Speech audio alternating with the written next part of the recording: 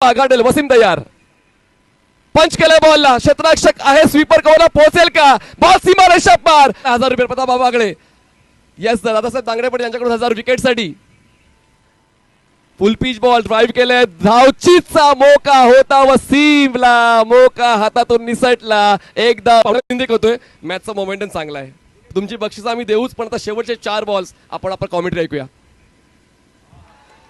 वसीम वसीम वसीम 3 चेंडू जिंकण्यासाठी आवश्यकता आहे अजूनही 10 धावांची. सामना बरोबर.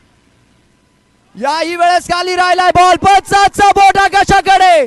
फलंदाज मात्र बाद होईल आणि वसीम वसीम वसीम ओ हो, वसीम वसीम वसीम काष्टीच्या मैदानात सुतीन तयार.